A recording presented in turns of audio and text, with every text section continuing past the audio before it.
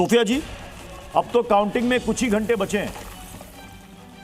नतीजों को लेकर पार्टी पहले की तरह कॉन्फिडेंट है या आपको लग रहा है कि कुछ गड़बड़ है? नमस्कार, आदाब आप सभी को। देखिए, यही रात अंतिम और यही रात भारी है भाजपा के लिए है। तो भाजपा के लिए ये जो है आज की रात जो है पश्चिम बंगाल से की आखिरी रात है और अल्टीमेटली जो भी इन लोगों ने किया, जिस तरीके की जो भी षड्यंत्र ये लोगों ने किया, तो लास्ट मोमेंट तक ये लोग कोई रिस्क नहीं लेना चाहते। इनको लगता है कि अभी इनको देखिए ग्राउंड रिपोर्ट तो पता चल ही चुका है, एग्जिट नहीं बल्कि एग्जैक्ट पोल पता चल चुका है कि 23 और 29 को जो ईवीएम का पिटारा है उसमें जो लोगों ने सुनिश्चित कर दिया है कि पश्चिम बंगाल में ममता बनर्जी जीत रही हैं। अब इसकी जो बेचैनी है, बौखलाहट है, वो हम देख सकते हैं। ये रीपोलिंग होने के नाम पर हो या जो भी हो, बहुत सारी देखिए रीपोलिंग के नाम पर ये जो ड्रामाबाजी जो दिखाया जा रहा है ना कि महिलाएं उतरी हैं और हेना तेना बहुत सारी चीजें जो है। डायमंड हार्बर में बता दूं कि वो अभिषेक बनर्जी का गढ़ है, जहां से वो सांसद हैं और 2024 में भी वो 7 लाख वोटों से ज्यादा डायमंड हार्बर में ये जीत हमारी ही होती रही है।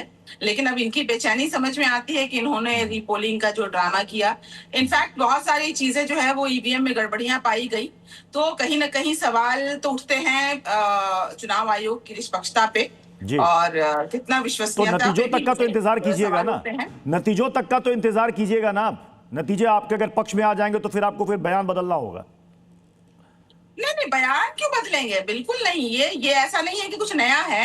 पिछली बार भी इन्होंने इस तरीके की चीजें, भले वो उसका रूप अलग था, लेकिन षड्यंत्र तो 2021 में भी किया, 2024 में भी किया। कर 2021 में षड्यंत्र किया इसलिए आप लेकिन कर नहीं पाए। 2021 में षड्यंत्र था इसलिए आप 200 से ज्यादा सीटों से जीत कर आ गई। षड्यंत्र था आपकी सरकार को रोकने का, इसके बावजूद आप 200 से ज्यादा सीटों से जीत कर आ गई। मतलब षड्यंत्र किया था, षड्यंत्र कामयाब नहीं हो पाया। ठीक है, मैं सुरेंद्र जी मैं आपके पास आऊंगा, लेकिन हार्दिक हमारे सहयोगी इस वक्त भवानीपुर में मौजूद हैं। हार्दिक, वहां पर टीएमसी बीजेपी मतलब सभी एक मतलब जी जान से जुटी हुई है, कहीं कोई गड़बड़ी नहीं हो। टीएमसी तो आरोप लगा रही, बीजेपी को क्या डाउट है? वहां बीजेपी को भी लग रहा है गड़बड़ी हो रही है। प्रत्युष, टीएमसी और बीजेपी बिल्कुल प्रत्युष, सबसे बड़ी विडंबना यही है कि अक्सर चुनावों से पहले जो भी पार्टी ये कहती है कि हमारी ओर से हमें निष्पक्षता पर डाउट है चुनाव आयोग की, अक्सर उस पार्टी को इस तरह से देखा जाता है कि शायद वो हारने वाली है। लेकिन बंगाल की सियासत बिल्कुल अलग है, चाहे टीएमसी हो बीजेपी हो।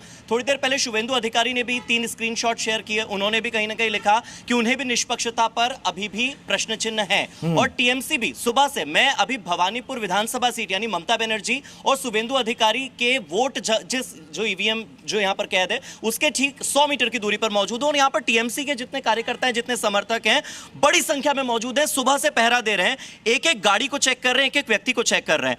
मेरा यह सवाल है कि सिस्टम पर भरोसा क्यों नहीं है दोनों ही पार्टियों को? ये क्या है, ये किस बात का संकेत है? जी, सिस्टम पे तो भरोसा नहीं है। जिस तरह आप देख सकते हैं, बंगाल की धरती पर देश के प्रधानमंत्री, गृह मंत्री, 10 से भी ज़्यादा मुख्यमंत्री हमारे बंगाल की एक लेडीज़ को हराने के लिए जिस तरह उन्होंने 1 महीने से दौरा कर रहे हैं। और सबसे बड़ी बात, देश के जितने एजेंसी है, ईडी, सीबीआई, सीआईडी, जितने भी, सब ये अगेंस्ट काम किए हम लोग के, इसलिए हमें भरोसा नहीं है। और जिस तरह 3 दिन पहले आप देखें कि स्ट्रांग रूम में जिस तरह हमें सीसीटीवी फुटेज एक मिला, तभी हम लोग ने देखा कि नहीं, हमें अपना ईवीएम का खुद रक्षा करना पड़ेगा। बिल्कुल। और अगर ममता बनर्जी चुनाव जीतती हैं, क्या तब भी आपको चुनाव की निष्पक्षता पर प्रश्न चिन्ह रहेंगे?